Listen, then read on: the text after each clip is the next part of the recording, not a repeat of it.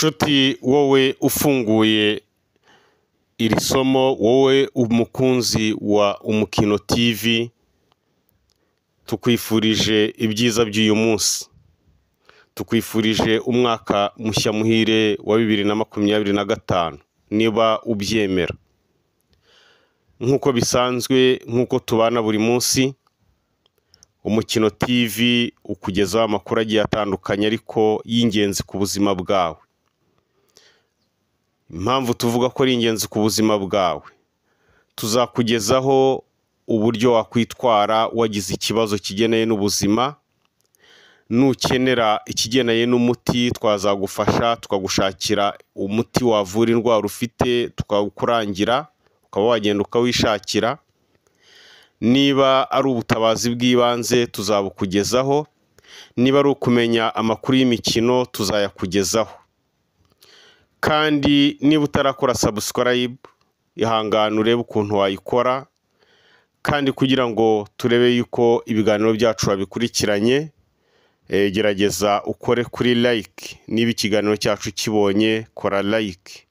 Uko watanga ubufasha bw'ibanze mbere yo kugeza umuntu kwa muganga. Gutanga ubufasha bw'ibanze mbere yo kugeza kwa muganga, iki kintu mugikurikire, kubera yuko hari igihe umuntu yaba akoze impanuka, hari igihe umuntu yaba ahuye n'ikibazo ugasanga biragucanga, rimwe na rimwe umuntu akaba yaguca mu myanya y'intoki. Ubu rero tugiye kurebera hamwe uko wabyitwaramo mu bibazo runaka byaba bikugwiririye, ku kibazo runaka cyaba kikubayeho, cyaba kibaye ku muntu wawe. Icya mbere, mu buzima abantu basabwa gukora kugira ngo babashe kwitunga, gutunga ababo, ndetse no gukorera sosiyete n'ibihugu byabo. Mu bikorwa byinshi rero, muri ibyo bikorwa, mu bikorwa byinshi umuntu ahugiramo, hari ubwo ahura n'impanuka, zaba izoroheje cyangwa izikomeye, haba n'ubwo yafatwa, hakaba n'ubwo yafatwa n'indwara isaba ubufasha bw'ibanze kandi bwihuse kugira ngo bitavaho biba bibi kurushaho. Nk'uko tubisoma kuri Kigali Today, twabakusanyirije uburyo butandukanye wafasha mugenzi wawe ugize impanuka runaka, mu gihe abaganga b'abanyamwuga batarakugeraho, cyangwa se nawe ngo ube wamugeza kwa muganga. Icya mbere, umuntu uguye agahita atakaza ubwenge, aricyo bita personne inconsciente. Umuntu uguye agahita atakaza ubwenge, ni uku wamurwanaho. Icya mbere na mbere ukora ni ukugerageza kumuvugisha ukareba ko yumva. Iyo adasubiza biba bivuze ko yatakaje ubwenge. Icyo ukurikizaho ni ukumva ko agihumeka. Iyo usanze agihumeka, ureba ko yambaye umukandara, wasanga wambaye ukawufungura, cyangwa se ukareba yuko yambaye karuvati, wasanga karuvati yambaye ukayifungura, hanyuma ugafungura ibifungo by'imyenda niba yambaye imyenda, niba yambaye ibimufashe cyane, mbere ukamukiza ikintu cyose cyabangamira inzira y'ubuhumekero. Kuko umuntu aba yaguye agaramye, hari igihe aba yarutse ariko bitashobora gusohoka. kuko umuntu aba yaguye agaramye, hari igihe aba yarutse ariko bitashobora gusohoka, bigahera mu nzira ahubwo bikamubangamira mu guhumeka. Icyo gihe umufasha agerageza kuzamura umutwe we buhoro buhoro afashe ku kananwa, akamera nk'uraramye, akamufungura umunwa kugira ngo umwuka utambuke neza. Nyuma y'aho utanga ubutabazi bw'ibanze areba ku nda y'uwo wagize ikibazo, niba inda izamuka ikongera ikamanuka, ubwo biba bivuze ko niba izamuka ikongera ikamanuka biba bivuze ko ahumeka. Akurikizaho kumuryamisha mu buryo bwiza bumufasha akaryamira urubavu. Iyo ugiye kumuhindukiza ngo aryamire urubavu, ubanza kuzamura ukuboko kwe kw'ibumoso ukagushyira iruhande rw'umutwe, nyuma ugafata ukundi kuboko ukaguhina ukagufatisha ku itama kugira ngo kuze kuramira umutwe n'ijosi n'umuhindukiza.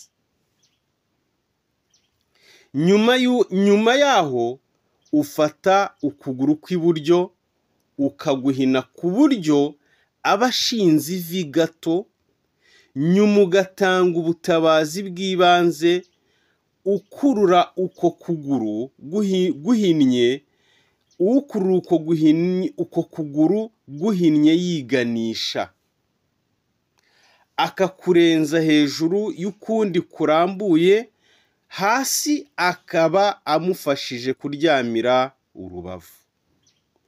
Nyuma akamufungura umunwa kugira ngo amatembabuzi yari yifungiye mu muhogo asohoke. Nyuma yaho utanga ubutabazi bw'ibanze ashaka uko uwagize ikibazo agezwa kwa muganga, kubera ko ubwo ni ubutabazi bw'ibanze mu gihe utari wabona abaganga, mu gihe abaganga batari bakugeraho. Hanyuma ibyo nibyo ugomba kwitabaza kugira ngo umuntu wawe, inshuti yawe ibe itaguca mu myanya y'intoki. Icya kabiri, umuntu ugize ikibazo umutima ugahagarara bitunguranye, ese wabigenza ute uwo muntu muri kumwe? Dore icyo wakora. Umuntu ugize ikibazo cy'ihagarara ry'umutima ritunguranye arangwa n'ibintu bitatu, ari byo: kwikubita hasi, kudasubiza abamuvugisha, no kudahumeka. Iyo umuntu agize icyo kibazo, umuha ubutabazi bw'ibanze agomba guhita atabaza abamufasha kumugeza kwa muganga vuba bishoboka. Gusa mu gihe atarababona cyangwa mu gihe ataragezwa kwa muganga, uwo umuri hafi amukorera ibyo bita compression thoracique. Ni ukuvuga ko apfukama iruhande rw'uwagize ikibazo, akarambika ibiganza bye kuri mugabuzi, akajya akanda inshuro 30, akaruhuka gato, ubundi agafunga amazuru, agafungura umunwa, agashyiraho uwe, akamera nk'umuhaga inshuro 2, agakomeza atyo kugeza ubwo imbangukiragutabara imugezeho. Imbangukiragutabara ubwo byanze bikunze uwo muntu akigira ikibazo, ugomba guhita wihutira kuyihamagara, cyangwa se ugahamagara 112. Ubwo ni ukuvuga 112 ni ubutabazi bwa polisi, kubera yuko inzego z'igihugu zose zirakorana. Ubabwiye ko hari umuntu ugize ikibazo, polisi yahita ihamagara, yakubaza ahantu uri, hanyuma bagahita baguha nabo ubufasha bw'ukuntu imbangukiragutabara ariyo twita ambulance uburyo yakugeraho. Mbere yo gutangira gukanda kuri mugabuzi, uwagize ikibazo agomba kuba aryamye ahantu hakomeye nko ku butaka kandi aryamye agaramye. Ikindi kandi umuha ubutabazi bw'ibanze agomba kumwegura umutwe akamera nk'uraramye kugira ngo umwuka ushobore gutambuka. Ibyo gukanda mu gatuza kandi bishobora gukorwa mu gihe umuntu mukuru yamize ikintu kikamuniga. Ibyo babikora hagamijwe gutsindagira ibihaha ngo barebe ko icyamunize cyasohoka. Bavandimwe rero, ubu ni ubutabazi twabagejejeho twabukuye kuri Kigali Today, ndetse iyi nkuru ikaba yaranditswe n'umunyamakuru w'inararibonye Mediatrice Uwingabire. Tubifurije ibihe byiza, amahoro y'Imana abane namwe.